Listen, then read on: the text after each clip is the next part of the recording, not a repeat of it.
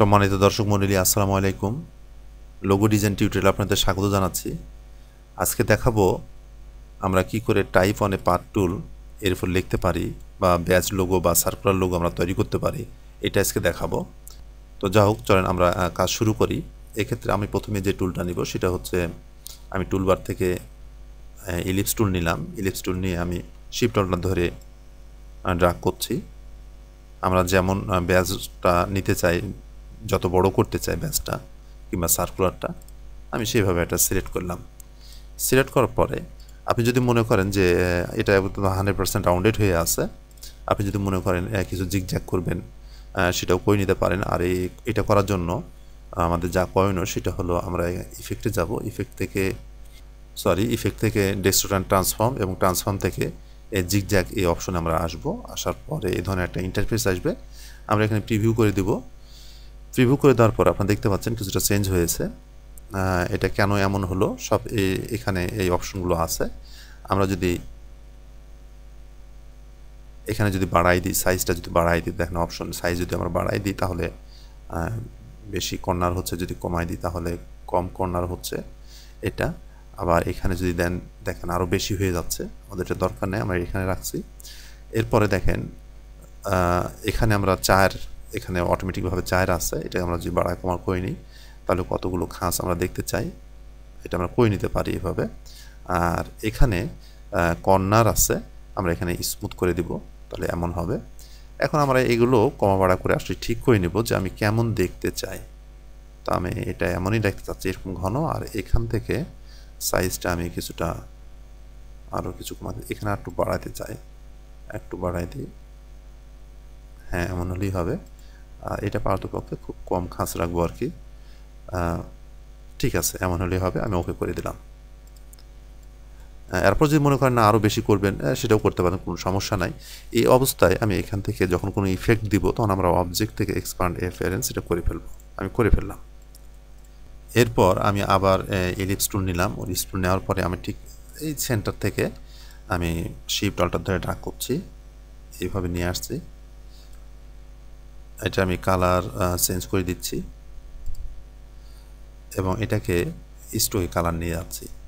আমি এটা যেমন মোটা এখানে আমি দেখতে চাই, আসলে এটা হোয়াইট হবে, আমি লাল কালার না দিই, এমন দেখাবে এটা। আমরা এইভাবে প্রিভিউ করে নেব, দেখে নেব যে আমি ঠিক আছে কি না।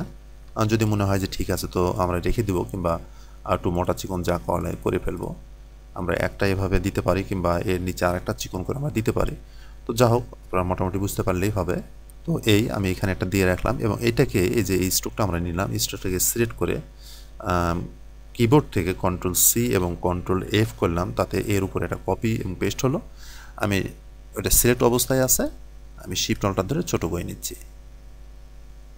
ঠিক আসলে আমি কতটুকু গ্যাপ রাখবো এখানে, ঠিক এখানে রাখলাম।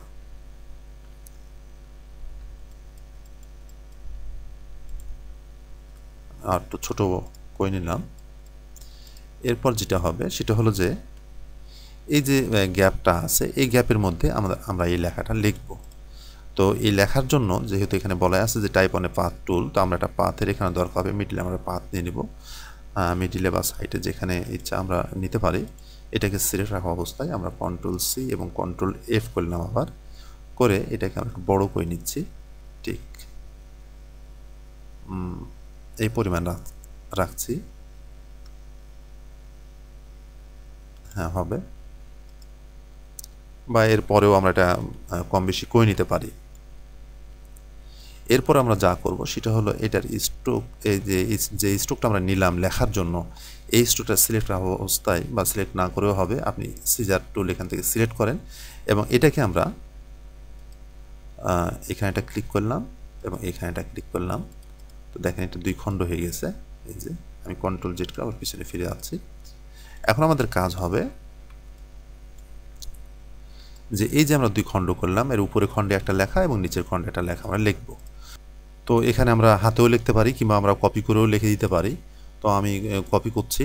আমি এখান থেকে টাইপ টুলে সিলেক্ট করে একটু ড্র্যাগ করে Ctrl+C করে নিলাম। Ctrl+C করার পরে আমরা টাইপ অন এ পাথ টুল এটা সিলেক্ট করলাম। সিলেক্ট করে আমি ঠিক এই যে আমরা স্ট্রোকটা নিয়েছিলাম, আমরা বড় করে নিচ্ছি। এর উপরে ক্লিক করলাম, এভাবে ক্লিক করার পরে আমি কন্ট্রোল ভি করে দিলাম। এখানে বোঝা যাচ্ছে না যেহেতু এটার কালারটা, সরি, আমি একটু ভিন্ন কালার দিয়ে দিই তাহলে বোঝা যাবে। এই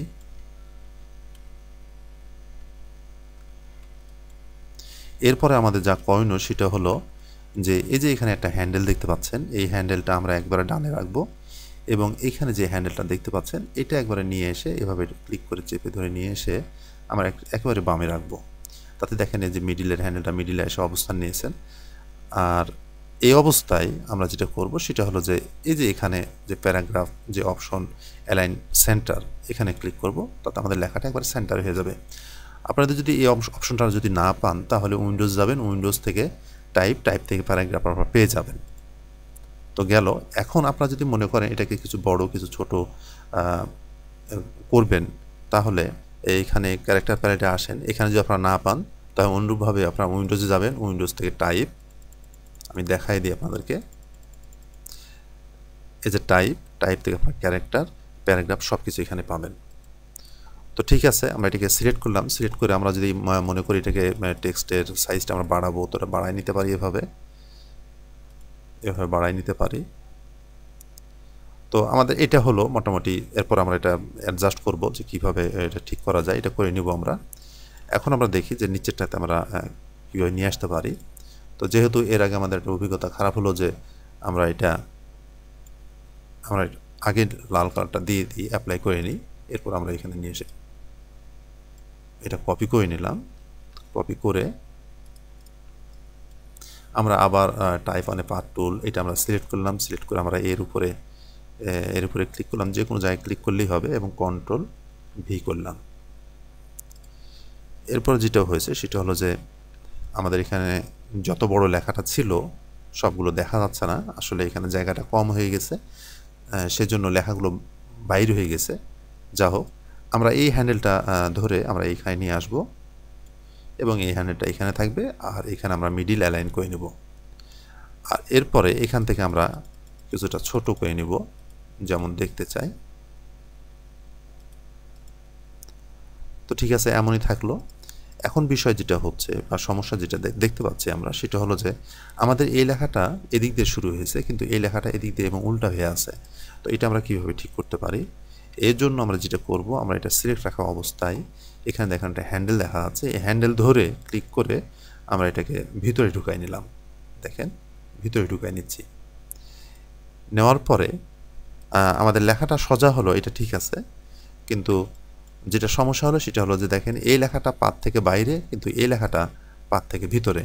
আমাদের এখন যা করতে হবে সেটা হলো এই লেখাটাকে এই উপরের অংশটা ঠিক পাত বরাবর নিয়ে আসতে হবে। আর এটা করার জন্য আমরা যা করব সেটা হলো এটা সিলেক্ট রাখা অবস্থায় ক্যারেক্টার প্যালেটে এসে এখানে যে অপশনটা দেখতে পাচ্ছেন এখানে আমরা যদি এভাবে মাইনাস করে দিই তাহলে দেখেন এটা ধীরে ধীরে চলে আসছে বের হয়ে,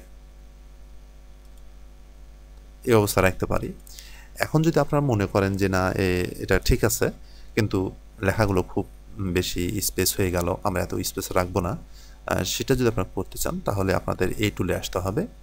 এখানে এসে আপনারা যদি এটাকে মাইনাস করে নেন তাহলে দেখেন স্পেসটা অনেকটাই কমে আসছে। এখন আপনাদের পছন্দ মতো আপনারা এটা করে নিতে পারেন যেখানে রাখবেন। তো যাই হোক, আমি পর্যায়ে রাখলাম আর কি। এখন আমাদের দেখে নেওয়ার পালা যে আসলে আমাদের ডিজাইনটা একবারে সব দিক দিয়ে ঠিক আছে কি না আছে, এই বিষয় সেগুলো দেখে নেওয়া উচিত। এক্ষেত্রে আমি এই দুটোকে সিলেক্ট করলাম, সিলেক্ট করে শিফট বাটন ধরে এটা একটু বড় করে নিচ্ছি, কিংবা এটা এই অবস্থায় থাকলেও আমরা নিচের শেপ দুটোকে সিলেক্ট করে আমরা কিছুটা ছোট করে নিচ্ছি, মানে একদম লেখা বরাবর একটা মাপ করতে চাচ্ছি আর কি। তাহলে এখন যেটা বিষয় সেটা হলো এখান থেকে এই লেখার যত দূরত্ব এবং এটার থেকে এটার কত দূরত্ব এগুলো আমরা একটু ঠিক করে নিতে পারি। চোখের মাপের নির্দিষ্ট কোনো মাপ নাই, চোখের মাপ এটা আমরা করে নেব। আমি এটাকে সিলেক্ট করে একটু বড় করছি, ঠিক আছে, এমন হলেই হবে। আর এটাকে আমি একটু টেক্সটটা একটু ছোট করছি, একটু ছোট করে দিচ্ছি, হ্যাঁ এমন হলে হবে।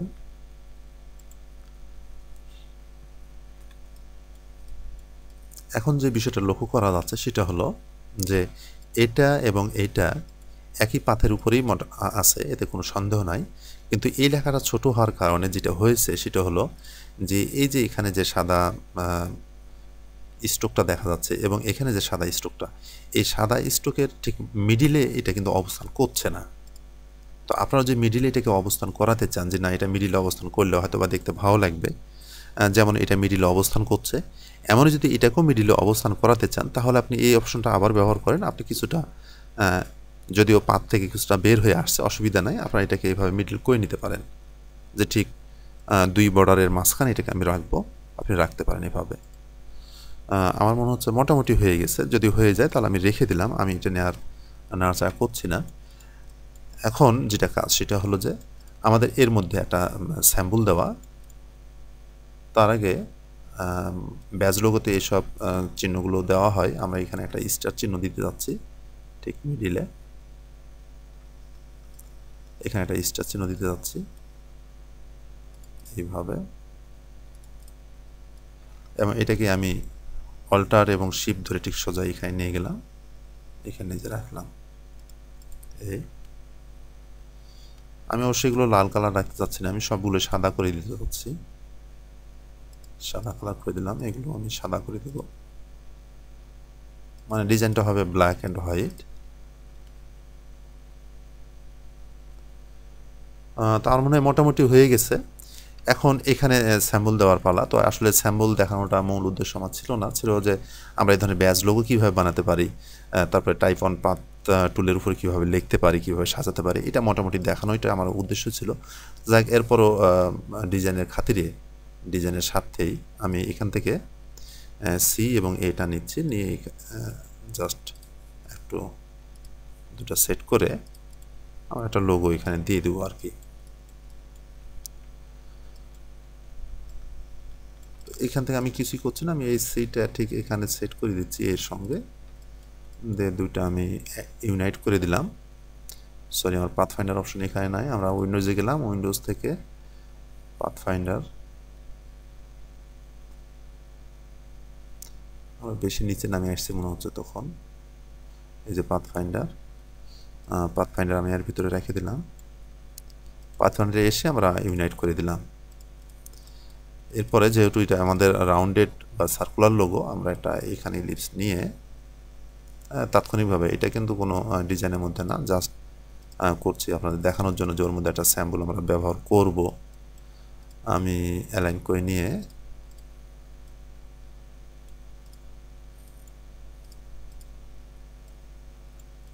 ঠিক আছে, আমি এটাই রাখলাম, -1 করে দিলাম। আমি এটা ঠিক মাঝখানে দিতে যাচ্ছি এবং সাদা, এটা ব্রিং টু ফ্রন্ট করে নিই। হ্যাঁ, এটা দিলেই হবে। আমি সবগুলো গ্রুপ করে নিলাম, Ctrl+G। আপনার লোগোটা যদি কন্টেস্টে জমা দেন এই ধরনের লোগো, তাহলে আপনাদের কাজ হবে এই অবস্থায় ক্রিয়েট আউটলাইন করার আগে, টেক্সটগুলো ক্রিয়েট আউটলাইন করার আগে আপনারা এটা একটা কপি করে রেখে দেবেন, এভাবে এটা কপি করে রেখে দেবেন। দেন এটা ক্রিয়েট আউটলাইন করে এটা আপনার কন্টেস্টে জমা দেবেন, কারণ বায়ার যদি ইনকেস বলে যে এটা চেঞ্জ করো, তাহলে আপনাদের এটা লেখালেখি আবার ঝামেলা হবে। আর যদি এটা থাকে, আপনাদের সংরক্ষণ থাকে, তাহলে এখানে আবার টেক্সট আপনারা চেঞ্জ সেটা করতে পারবেন, কাজে কোনো সমস্যা নেই। যাই হোক, এটা আমি ডিলিট করে দিলাম। আমি সবগুলো ধরে আমি অ্যালাইন করে নিলাম।